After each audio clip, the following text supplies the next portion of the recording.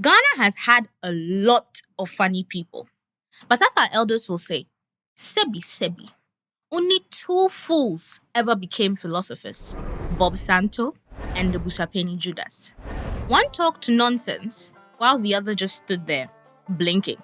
And somehow, they made sense to all of us. It all started on those old concert party stages.